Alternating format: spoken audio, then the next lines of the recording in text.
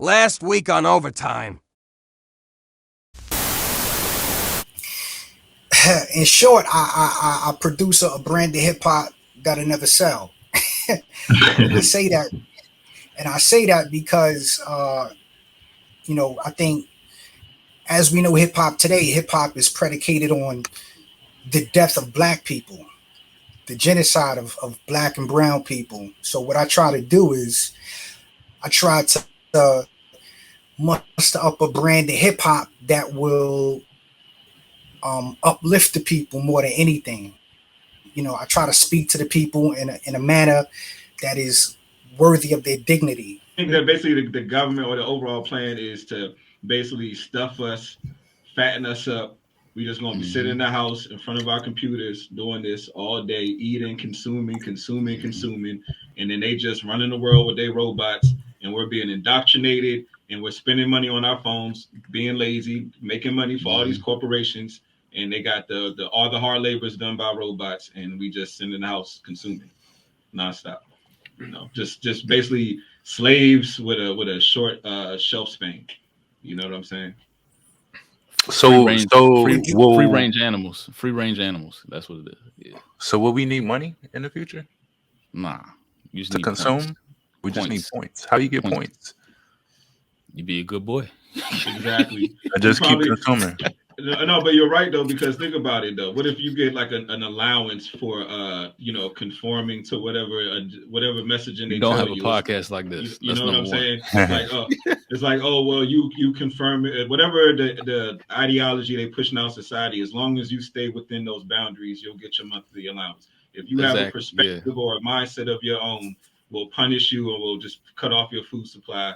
And all the people who do, and they're just going to say, yes, correct, you are right, we will do, so we can, just because they want to eat, just because they want to have luxury and comfort, and then I don't really have a lot of forward thinking people around me. That's what it is. I have a handful of people I develop myself with, we develop each other with, but other than that, there's not a lot of forward thinking people out there. And now I would also go forward with that idea. See, if there was a lot more forward-thinking people out there, you'd have a bigger audience.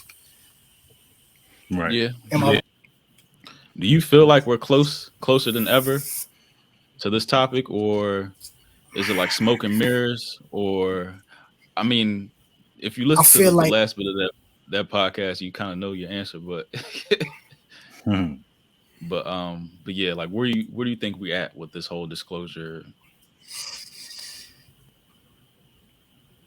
I think it doesn't matter. That's my. It doesn't matter. And I feel like I've seen so much stuff in recent history where it's like it feels like I'm, like I said, behind stage. I said like it's like a bunch of dead ends that they keep rolling out. They like roll out these people too. It's like they make like these faces of disclosure. Like you got these Lou Elizondos or Jeremy Corbell, or it's like somebody every 5 years is like they're the face of disclosure, and it's like, I don't know where this dude come from. Is he an actor? You know what I'm saying? I don't know these people. And it's like, why do they have like all the access to this information? Tom DeLonge, dude that was in Blink 182.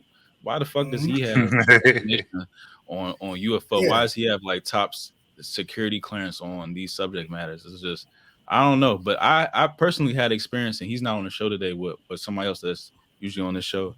But I've had experience, and we've seen something clear as day. And there was a phrase that was from ancient Greek, and it was bread and circuses. And Saigon had an album called Bread and Circuses, and that's part of it.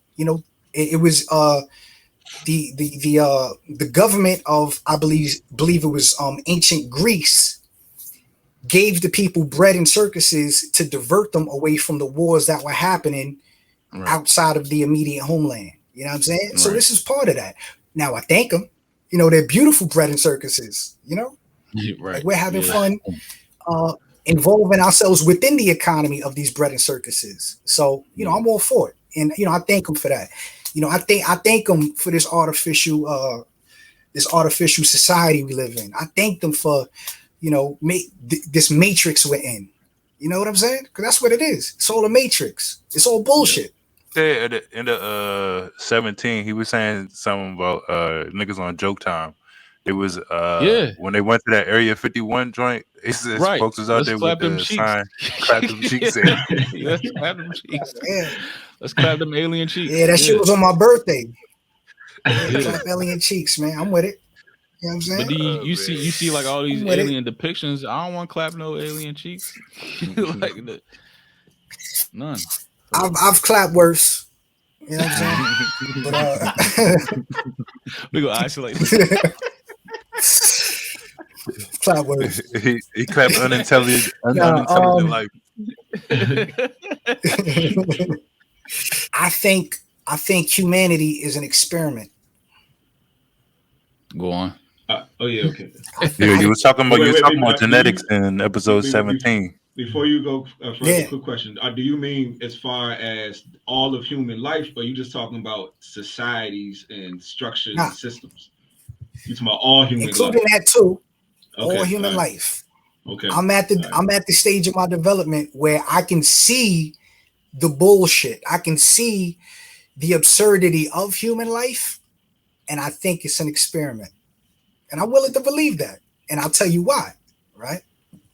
What do you think is the overall end goal, or what information are they trying to gain from the experience, or who do you think is the creator of this experiment? That's a good question. I don't know.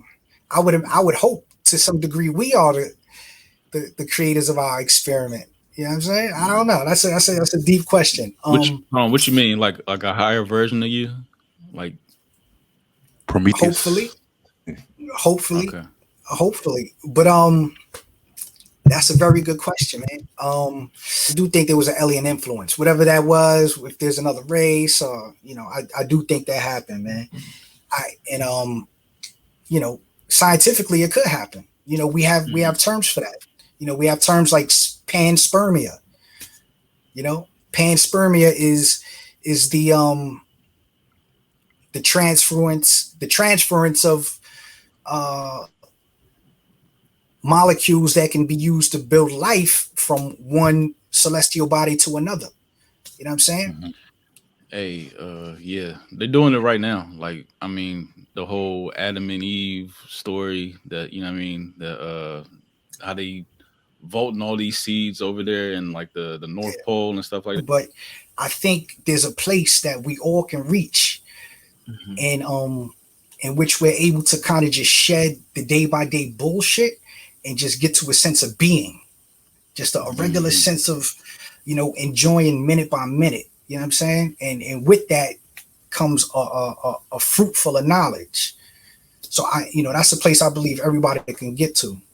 And one of my greatest moments in life, it took me a long time to see this. One of my greatest moments in life was one of my most tragic moments in life. And that moment, which was so great and so defining for me, was watching one of my parents die of AIDS. Now, a lot of people may find that defeating, and for a long time, my family found that shit crippling. It crippled us. Like, we're still crippled from it. But I was able to see the greater good, and it took me from a ill place of strength to see the positive that would come from that. You know what I'm saying? Seeing something that would happen so tragic and traumatic into something that's actually beneficial I can use, pushing, the generation I'm creating down the line. So ultimately, I'm always trying to turn a negative into a positive. You know what I'm saying? Yeah. What are you anticipating? How do you think what do you think it would take for us to get there in order for them to have to pull those seeds? Either like a self-inflicted cataclysm, or yeah. That'd or be like, dude. I feel like the whole, because they keep using this phrase "Great Reset," so maybe they try and like self-inflict some type of reset, and the ones that carry all the knowledge and money are the ones that are going to survive this reset. Me, that's what I think. So that makes a lot of sense though, because when you put it like that, let's say like you said, the ones with all the knowledge, all that. Let's say there's like a end of the world scenario. Now the people with all the knowledge, they have the fruit, right? They have the seeds, they have all the herbs. So then all they can do is reproduce. Take that orange, put the seed in the ground, get an orange tree, so then they're gonna automatically have resources, and they're gonna automatically be empowered, and they're gonna automatically run shit. Right. As opposed to that, reality that you believe we're being setting up for, right? Mm-hmm. What would you wish for in contrast to that? I think I wish, as far as the people, because we the ones that's getting manipulated, we the ones that's getting tricked. I think that if we understood that we are not each other's enemies, we are not the problem. You know what I'm saying? I think we all was put on this earth for a positive reason, for a positive purpose. And if we actually, work to become the best version of ourselves in order to be of service to others, I think if we understood that, all these systems would fall. I think these systems are all built and created on our division, on our insecurities, on our insecurities, our feelings of not having enough. I think if everyone was to service of each other, I think that would eliminate all this. That's just my opinion. Yes. In order to get there, in order to get to a utopia like that, the people have to understand what they are. And what we aren't, right, are beings meant to live lives of habitual nonsense. We're not meant to find value in paper. We're not meant to find value in trends. We're meant to find value in each other. And love, baby.